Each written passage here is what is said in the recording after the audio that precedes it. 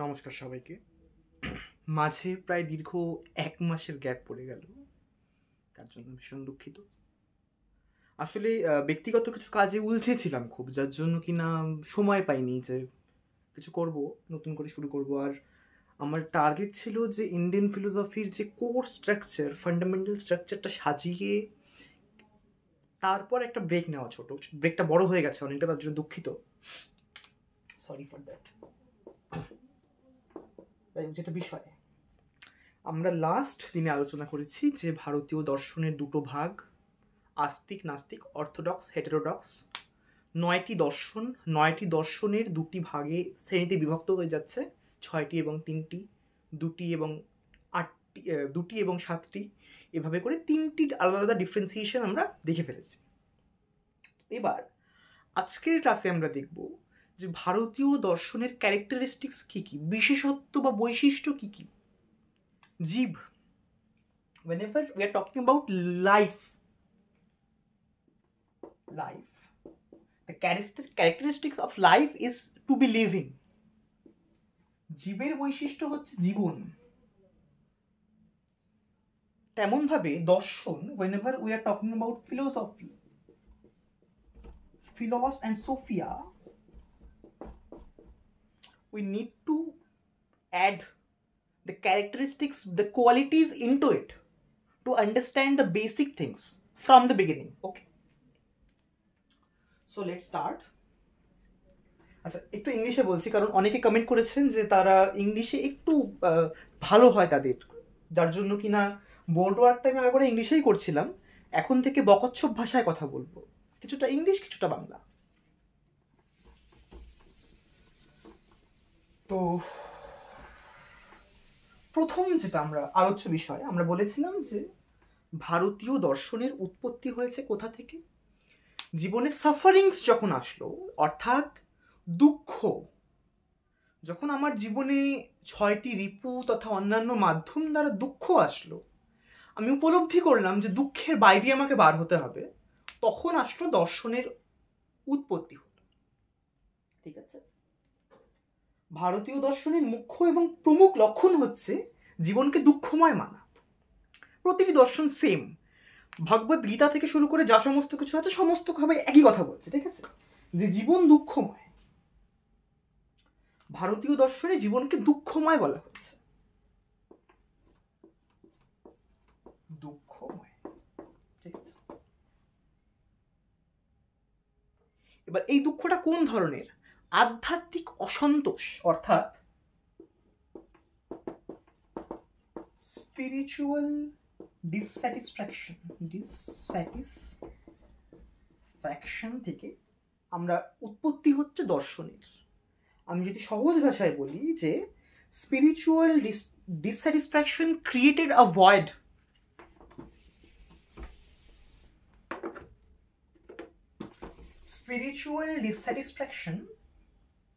spiritual dissatisfaction created a void, শূন্যস্থান, by which philosophy evolved in the world. Not only evolved, by which philosophy invented and evolved. শুধুমাত্র তৈরি হয়নি, রূপান্তরিত হয়েছে এবং বিবর্তিত হয়েছে। ঠিক আছে, তো এবার আমি যেটা বলছিলাম আগে যে জীবন দুঃখময়, তো এর প্রসঙ্গে আমি বলবো যে সবার সবচেয়ে সাইন্টিফিক দর্শন এবং ধর্ম আমার মনে হয় বৌদ্ধ ধর্ম। তো বৌদ্ধরা প্রাচীনকাল থেকেই বলছেন যে জীবন দুঃখময়।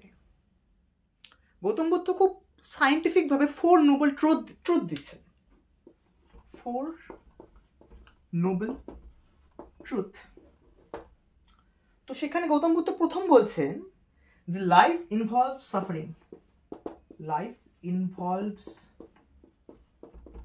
সাফারিংস, অর্থাৎ জীবন দুঃখময়। And to overcome this suffering, we need a method which is called nirvana. ঠিক আছে, তো এবার গৌতম বুদ্ধ যেটা বলছেন যে জীবন দুঃখময় এবং দুঃখ থেকে বেরিয়ে আসার যে পন্থা, সেটা হচ্ছে মোক্ষ লাভ করার পন্থা। এবং এই দুঃখ থেকে আপনি বেরিয়ে এসেছেন কথার অর্থ হচ্ছে আপনি মোক্ষ লাভ করেছেন, আপনি মোক্ষ পেয়ে গেছেন। শুধু গৌতম বুদ্ধ নয়, আমরা চার্বাকদের যদি বাদ দিই, চার্বাকরা শুধুমাত্র ভোগের কথা বলছেন এবং বর্তমানের কথা বলছেন, বাকি 8টি ধর্মই সমস্তই বলছে এই দুঃখ থেকে বেরিয়ে আসবার কথা। যেমনটা কিনা স্বামী বিবেকানন্দ বলেছেন, expectations are the father of all miseries. Expectations are the father of all miseries. অর্থাৎ প্রত্যাশা সমস্ত দুর্দশার জনক। তো এবার আমরা দেখব যে গৌতম বুদ্ধ যে নোবেল ট্রুথ দিলেন, প্রথমটা কি ছিল? প্রথম ছিল হচ্ছে লাইফ ইনভলভ সাফারিং, অর্থাৎ জীবন দুঃখময়। দ্বিতীয় সত্য হচ্ছে যে আমাদের এই দুঃখের থেকে বেরিয়ে আসার যে পন্থা সেটা মোক্ষ লাভ। এবার 4 নোবেল ট্রুথস এবং অষ্টাঙ্গিক মার্গ যা আছে আমরা সেটা নিয়ে পরে কথা বলবো। আমাদের আজকের আলোচ্য বিষয় হচ্ছে ক্যারেক্টারিস্টিক, যেটা বলছিলাম আমরা। তো এবার আমরা দেখতে পেলাম যে সাংখ্য, যোগ, ন্যায়, বৈশেষিক, শঙ্কর, রামানুজন, জৈন সমস্ত দর্শনের প্রণেতা এবং দর্শন প্রমুখ প্রত্যেকে গিয়ে গৌতম বুদ্ধকে সমর্থন করলো। All have agreed to same point that Buddha was right. তো সাংখ্য বলছে কি? সাংখ্য দর্শন বলছে যে life is a ocean of pain and suffering। শুধু তাই নয়, গৌতম বুদ্ধ বলছেন যে পৃথিবীর সৃষ্টির আদিম কাল থেকে মনুষ্য সমাজ তথা প্রাণী সমাজ এই পরিমাণ কান্নাকাটি করেছে, এই পরিমাণ চোখের জল ফেলেছে, কেঁদেছে, যা দ্বারা 7টি মহাসমুদ্রের জলও কম পড়বে যার তুলনায়। তো এবার আমরা দেখতে পারবো যে দুঃখ কয় প্রকার। ঠিক আছে, খুব সুন্দর একটা ইন্টেলেকচুয়াল ডিসকাশনে আমরা ঢুকবো যে দুঃখ কয় প্রকার ও কি কি এবং তাদের প্রকারভেদ কি কি। ঠিক আছে, তো ভারতীয় দর্শন অনুসারে দুঃখ 3 প্রকার। আধ্যাত্মিক দুঃখ, আদি ভৌতিক দুঃখ এবং আদি দৈবিক দুঃখ। তো ভারতীয় দর্শন অনুসারে বা ভারতীয় দর্শন রীতি অনুসারে দুঃখকে 3টি ভাগে ভাগ করা হয়েছে। কি কি? আধ্যাত্মিক দুঃখ, আদি ভৌতিক দুঃখ, আদি দৈবিক দুঃখ। আধ্যাত্মিক দুঃখ হলো সেই দুঃখ যা আমাদের শারীরিক এবং মানসিকভাবে পীড়া প্রদান করে, অর্থাৎ in which suffering we feel pain by the system of our mental and physical strength or health. The suffering is called as adhyatmic or spiritual suffering. And the second one, adi bhautik dukkha, grief made by animals, human beings, peoples. তাহলে প্রথম দুঃখ আমরা পেলাম physical and mental, শারীরিক এবং মানসিক দুঃখ হচ্ছে আধ্যাত্মিক, স্পিরিচুয়াল সাফারিং। সেকেন্ড হচ্ছে আদি ভৌতিক। আদি ভৌতিক হচ্ছে grief made by human, animal or other plants or other animals or পশু পাখি তাদের দ্বারা যে দুঃখ। এর খুব সাধারণ উদাহরণ হচ্ছে চুরি ডাকাতি। চুরি ডাকাতির যে দুঃখ সেটাকে বলা হচ্ছে আদি ভৌতিক দুঃখ। এবার থার্ড দুঃখ হচ্ছে আদি দৈবিক দুঃখ। আদি দৈবিক দুঃখ, ঠিক আছে।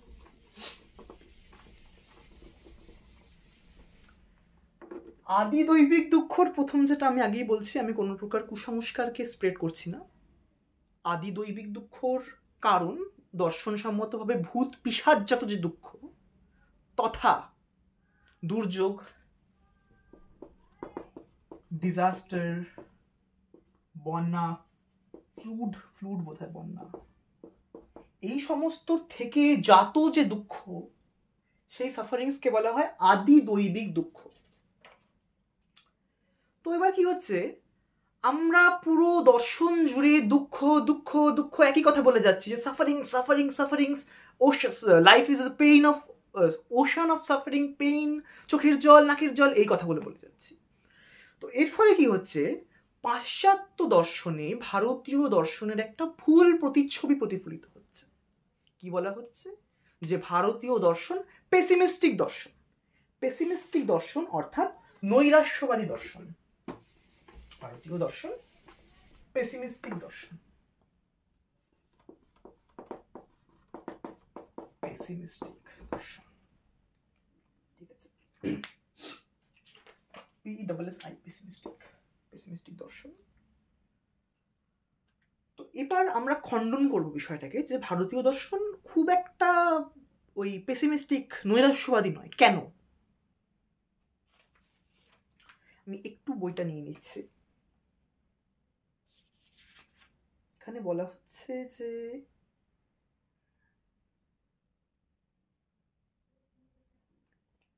নৈরাশ্য কথার অর্থ হচ্ছে যখন আমরা কর্ম করা ছেড়ে দিচ্ছি। নৈরাশ্য means to leave the work at very beginning without knowing the result. কাজের ফল কি হতে পারে তা না জেনে কাজকে ছেড়ে দেওয়া হচ্ছে নৈরাশ্য। একজন অ্যাসপিরেন্ট, আমি ধরে নিচ্ছি আমার আগের বছর নিট ছিল, এই বছর নিট ছিল, তো আমি আমার পরিণাম কি হতে পারে না জেনে, পূর্ব থেকে না জেনে হাল ছেড়ে দিয়েছিলাম। অর্থাৎ আমি পেসিমিস্টিক, আমি নৈরাশ্যবাদী। তো ভারতীয় দর্শনের যে আদি গুরুরা বলছেন যে না, ভারতীয় দর্শন নৈরাশ্যবাদী নয়, ভারতীয় দর্শন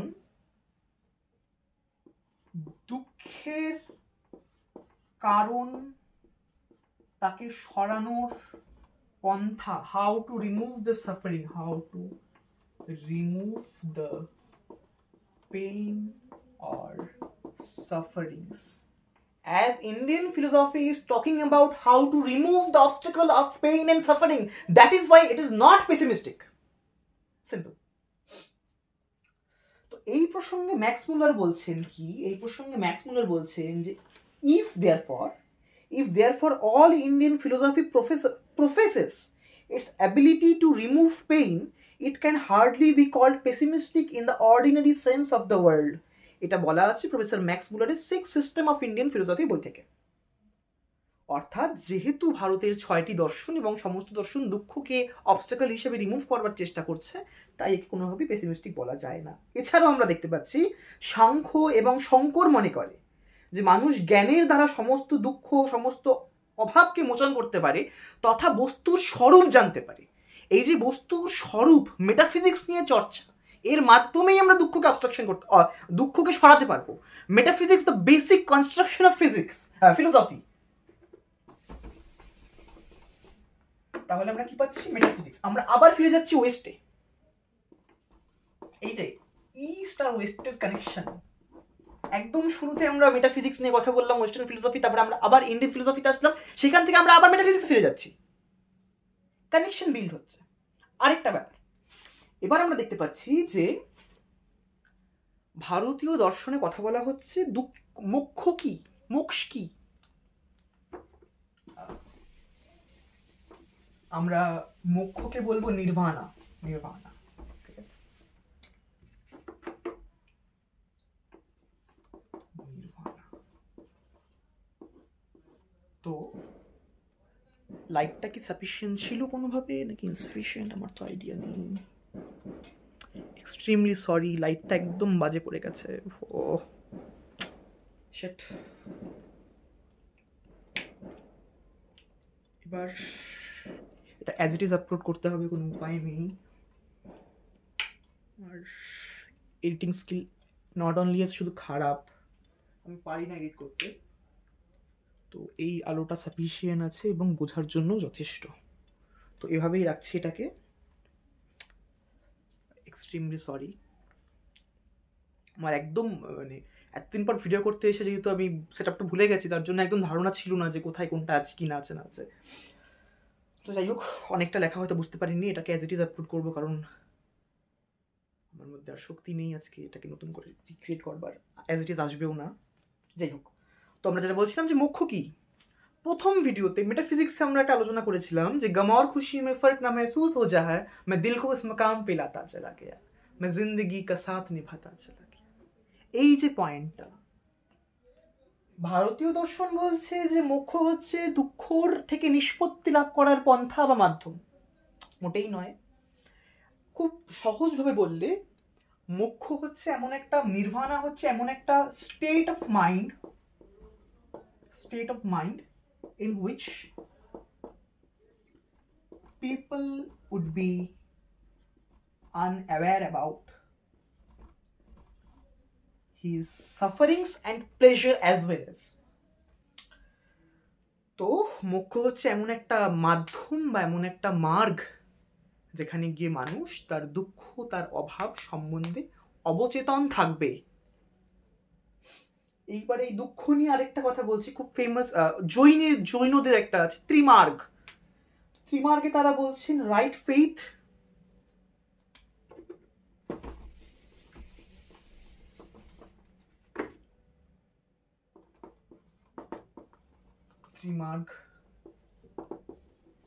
right faith, right knowledge, right conduct, এটা হচ্ছে ত্রিমার্গ। তো আমরা দেখতে পাচ্ছি যে ভারতীয় দর্শন কিন্তু দুঃখের কথা বলে, অর্থাৎ নৈরাশ্যবাদী বলছে, যেহেতু এমন না যে না না তুমি নৈরাশ্যবাদী বলে পালিয়ে যাচ্ছে তোমার কাছ থেকে। ভারতীয় দর্শন সেই দুঃখের কারণ, স্বভাব, স্বরূপ নিয়ে আলোচনা করছে। তাই ডক্টর